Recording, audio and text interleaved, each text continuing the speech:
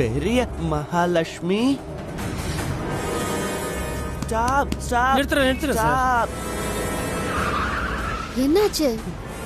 பெரிய மகாலட்சுமி. பெரிய மகாலட்சுமியா? என்ன சொல்றீங்க? ஆமா, அங்க பாரு.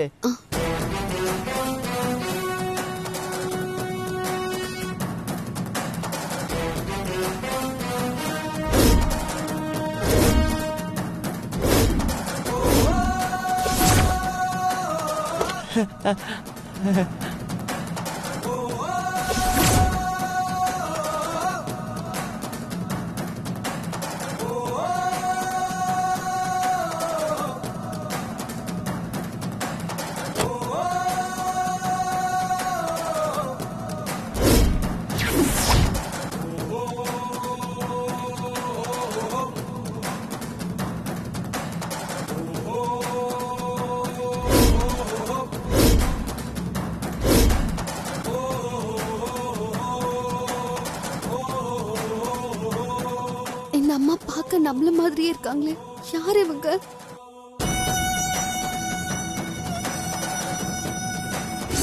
ஸ்வேதா, இவ்வளவு நாள் நீ அனாதைன்னு நினைச்சிட்டு இருந்தல்ல, ஆனா உன்னோட அப்பா அம்மா உயிரோட இருக்காங்க.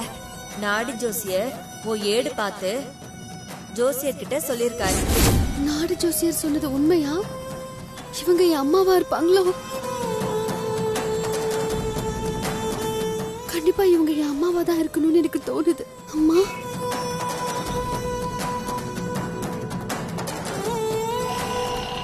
ஆட்டோ, அம்மா, அம்மா, அம்மா நில்லுங்க, அம்மா கொஞ்சம் நில்லுங்கம்மா, அம்மா, அம்மா. ஐயோ,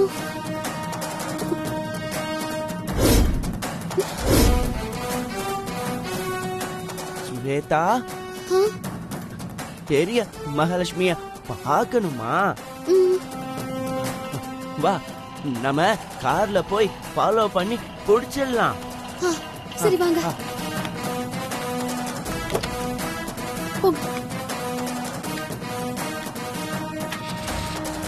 அண்ணா, அந்த ஆட்டோவை ஃபாலோ பண்ணுங்கண்ணா. சரிம்மா.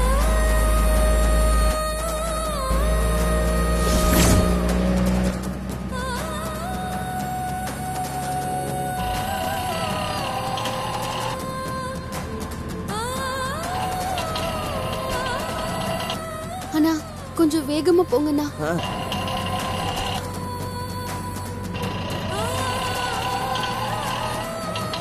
இவங்க மட்டும் எனக்கு அம்மாவா இருந்துட்டாங்கன்னா போதும்.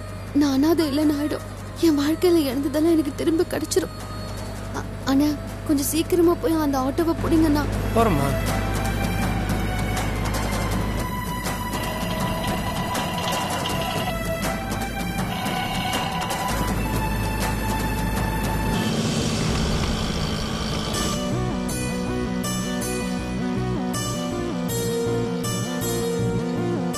அம்மா, என்ன பூமிகா?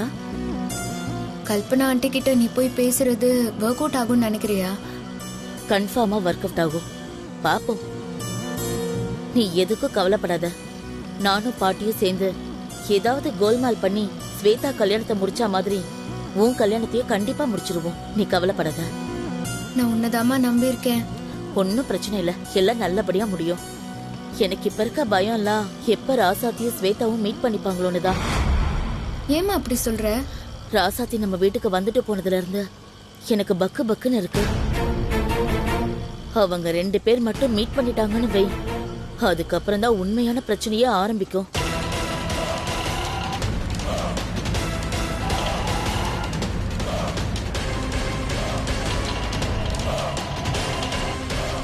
ராசாத்தியும் ஸ்வேதாவும் மீட் பண்றதுக்கு முன்னாடி உனக்கும் கௌதமுக்கும் கல்யாணத்தை எப்படியாவது முடிச்சுட்டா போதும். அதுக்கப்புறம் என்ன நடந்தாலும் பரவாயில்ல.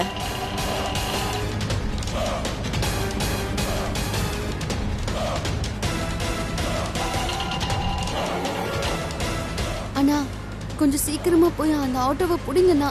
போறோமா?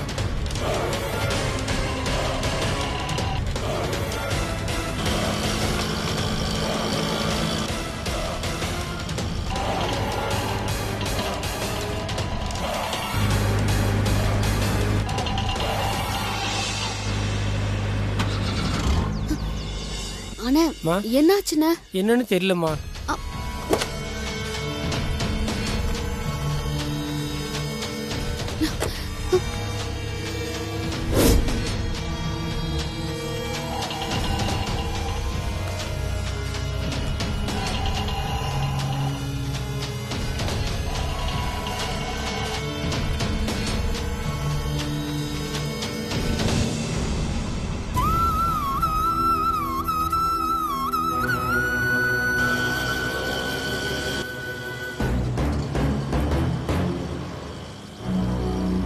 அண்ணா ஒரு நிமிஷம் நிப்பாட்டுங்க. என்னாச்சு பூமிகா? அங்க பாருமா, ஸ்வேதா நிக்கிறா.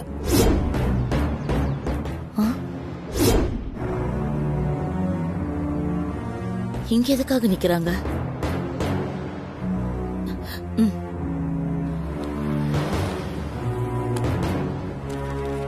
இந்தாங்க அண்ணா, வா. What happened, Sweta?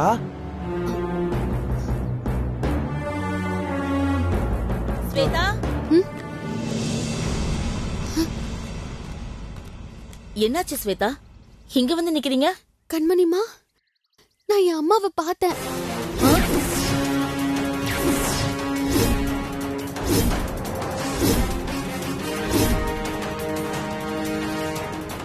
இப்பதான் ஸ்வேதா ராசாத்திய பாத்திரக்கூடாதுன்னு வந்தேன்.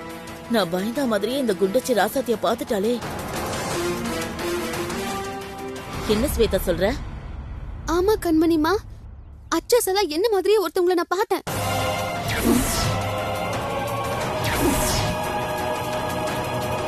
அவங்கதான் என் அம்மாவா இருக்கணும்னு நினைச்சு அவங்க கிட்டே கேட்டு தெரிஞ்சுக்கலான்னு அவங்கள நோக்கி நான் போனேன். ஆனா நான் கிட்ட போறதுக்குள்ள அவங்க ஆட்டோ ஏறி போயிட்டாங்க. எப்படியாவது அவங்கள பார்த்து பேசலான்னு ஆட்டோ ஃபாலோ பண்ணிட்டு போனேன். ஆனா கார் ரிப்பேர் ஆனதுனால அவங்கள மிஸ் பண்ணிட்டேன். நல்ல வேளை ஸ்வேதா ராசாத்திய பாக்கல. ஆத்தா மகமாயி என்ன காப்பாத்திட்டமா. நாடி ஜோசியர் சொன்ன மாதிரியே என் அம்மா உயிரோடு தான் இருக்காங்க. நான் அவங்கள பார்த்துட்டேன். நான் இனிமே அனாதை இல்ல கண்மணிமா.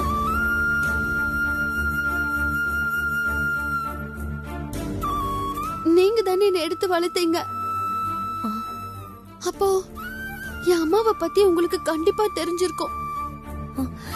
சொல்லுங்க கண்மணிமா, நான் பார்த்தது என் அம்மாவை தானே?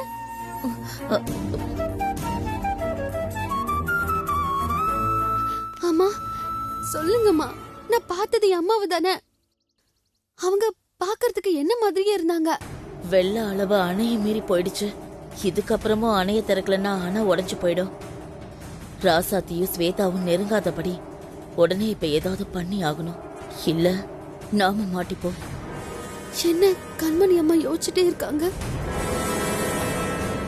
நான் பார்த்தது என் அம்மாவை தானே?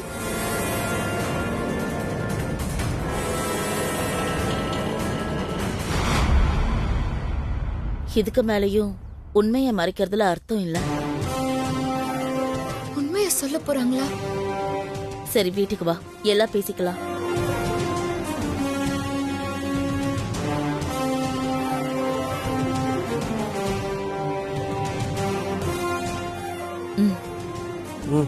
வா.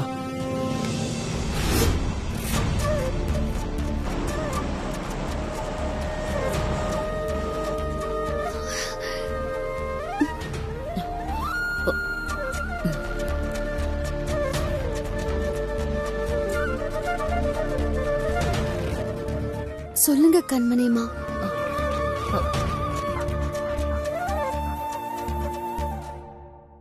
நீ சொன்னது சரிதான். நீ பார்த்தது உங்க அம்மாவை தான்.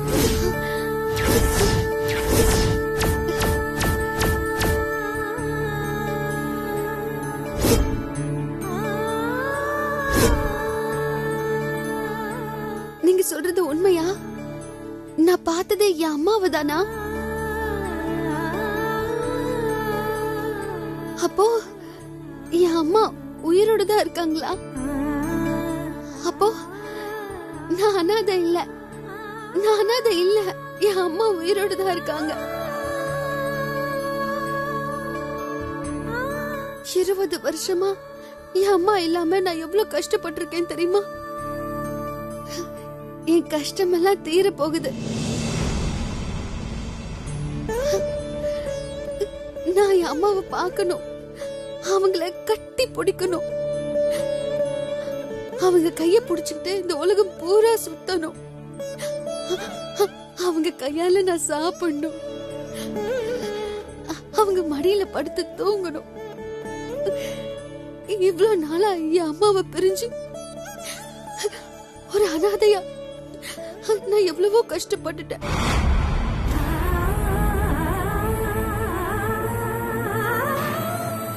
இனி வாழ்க்கை முழுக்க என் அம்மா கூடவே இருக்கணும். என் அம்மா கிடைச்சிட்டாங்கிற சந்தோஷத்தை என் வாழ்க்கை முழுக்க நான் கொண்டாடணும். என் ஏக்கத்தெல்லாம் தீர்த்துக்கணும். நான் உடனே என் அம்மாவை பார்க்கணும்.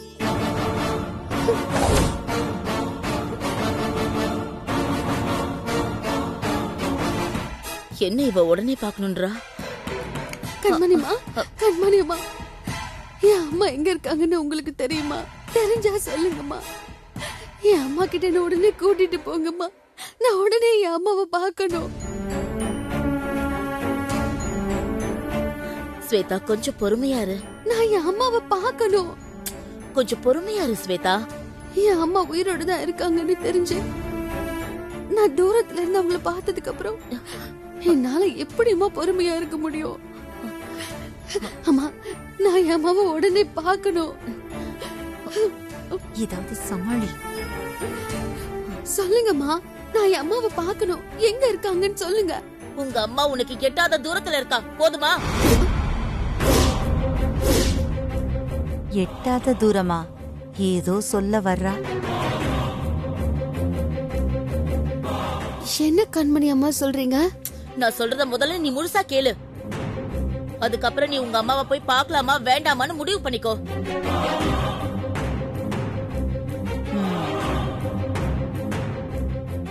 ஸ்வேதா, இப்ப நான் சொல்ல போற கதையில உங்க அம்மாவையே நீ வெறுக்க போற பாரு. அன்னைக்கு நம்ம நாடி ஜோசியம் பார்க்க போகும்போது ஜோசியர் உங்க அம்மா அப்பா பேரு ராசாத்தி இனியன்னு சொன்னார்ல, அது உண்மைதான். உங்க அம்மா பேரு ராசாத்தி. என்ன சொல்றீங்கம்மா? நாடி ஜோசியர் சொன்னது உண்மைனா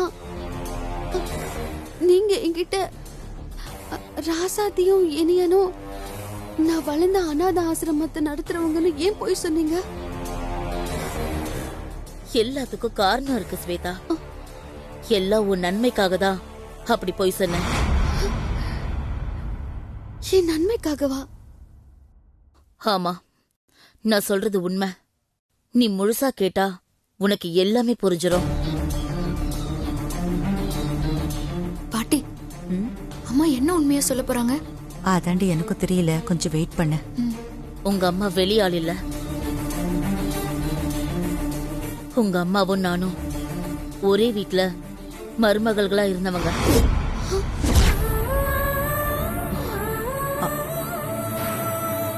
நான் மூத்த மருமக, உங்க அம்மா இளைய மருமக. ஒரே வீட்ல தான் வாழ்ந்தோம். உங்க அம்மா நான் 2 பேருமே ஒன்னாதான் கருத்தரிச்சோம். எனக்கு பூமிகா பிறந்தா, உங்க அம்மாவுக்கு நீ பிறந்த. எல்லாமே சரியாதான் போயிட்டு இருந்தது. ஆனா உங்க அம்மாவுக்கு இன்னொருத்தரோட பழக்கம் உண்டாகிற வரைக்கும்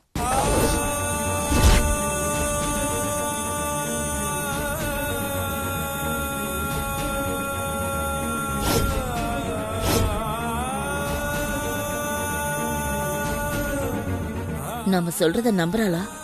நம்புற மாதிரி தான் தெரியுது. கண்டினியூ பண்ணுவோம்.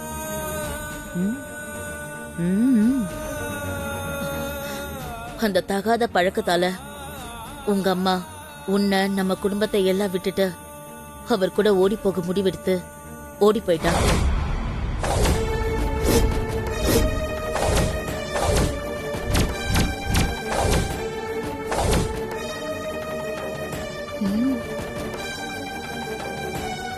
நீ அவ கூட இருந்தா இடைஞ்சலா இருக்கும்னு ஊர் திருவிழால உன்னை வேணும்னு தொலைச்சிட்டு ஓடி போயிட்டா. அப்புறம் நாங்க தான் உன்னை தேடி கண்டுபிடிச்சு வீட்டுக்கு கூட்டிட்டு வந்தோம்.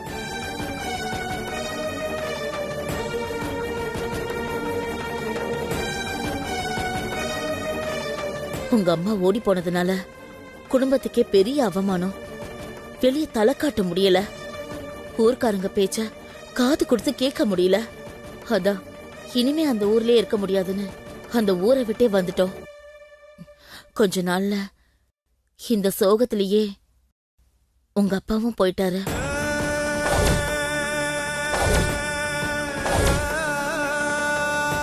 பூமிகா, பொய்யையும் உண்மையும் கலந்து உங்க அம்மா நல்லாவே கதை கட்டுறா. உங்க அம்மாவுக்கு அதுக்கப்புறம் 2 குழந்தைங்க பிறந்து அவ சந்தோஷமா வாழ ஆரம்பிச்சிட்டா. அந்த பசங்களும் காலேஜுக்கு போற அளவுக்கு வளர்ந்துட்டாங்க.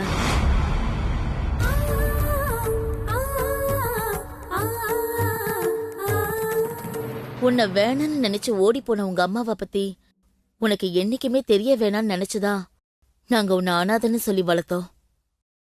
நாடி ஜோசிய பார்க்கும்போதும் உனக்கு உங்க அம்மாவை பத்தி தெரிஞ்சா நீ வருத்தப்படுவன் தான் போய் சொன்னோம்.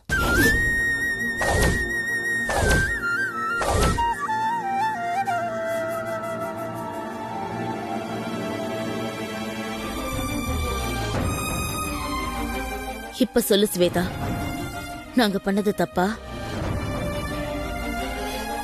நீங்க பண்ணது தப்பு இல்லம்மா, எங்க அம்மா பண்ணதுதான் பெரிய தப்பு. நம்ம சொன்ன கதை ஒர்க் அவுட் ஆயிடுச்சு.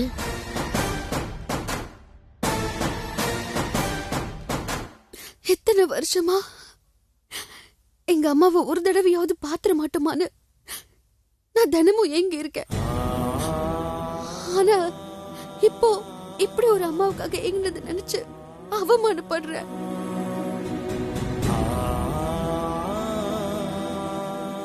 என் அம்மா ஏன் தான் என் கண்ணுல பட்டு தொலைச்சாங்களோ எனக்கு எரிச்சலா இருக்கு.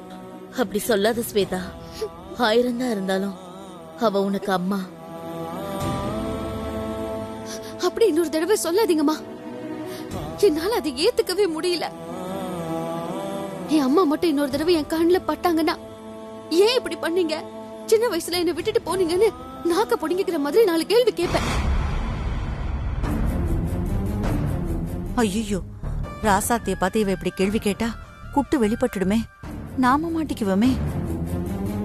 ஸ்வேதா, அதெல்லாம் வேண்டாமா. துஷ்டரை கண்டா தூர விலகணும்னு சொல்லுவாங்கல்ல, அந்த மாதிரி நாம உங்க அம்மா விட்டு ஒதுங்கியே இருப்போம். அதுதான் நமக்கு நல்லது. நான் ஏன் சொல்றேன்னா, உங்க அம்மாவை பார்த்து நீ ஏதாவது கேள்வி கேட்க போய் அவ கோவத்துல உன் வாழ்க்கை அழிக்க கல்பனா அம்மா கிட்ட வந்து இல்லாத பொல்லாத சொல்லி உன் வாழ்க்கை அழிச்சிட்டா. ஐயோ, காசு பணத்துக்கு ஆசைப்பட்டு உன்னையும் மாதவனையும் பிரிச்சுட்டா என்னமா பண்றது? ஐயோ, என்னால நினைச்சு பார்க்கவே முடியல. வேண்டாமா ஸ்வேதா, நீ அவளை பார்த்தனா தள்ளியே இரு. அதுதான் நமக்கு நல்லது. அதனால நீ உங்க அம்மாவை பார்த்தா அவகிட்ட பேசாத, விலகி போயிடு. அவளா வந்து பேசினா கூட நீங்க யாரு, உங்களை எனக்கு தெரியாதுன்னு சொல்லிடு. அவ்வளவு ஏன், அம்மானு ஒருத்தி உனக்கு இருக்கிறதே நீ மறந்துரு. அதுதான் உன் வாழ்க்கைக்கு நல்லது ஸ்வேதா.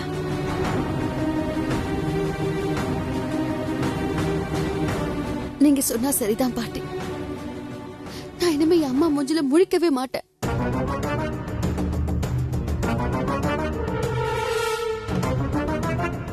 அவங்களே என்கிட்ட வந்து பேசினா கூட நான் திரும்ப பேச மாட்டேன். அவ்வளவுதான் ஸ்வேதா. இப்படிதான் வைராக்கியமா இருக்கணும். அப்பதான் உன்னை வளர்த்த எனக்கு பெருமை.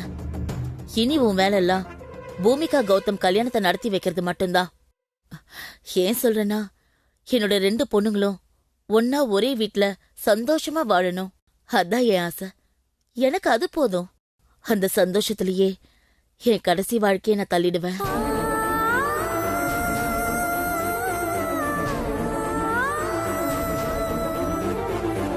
சரி, நீ ரெஸ்ட் எடுத்துக்கோ.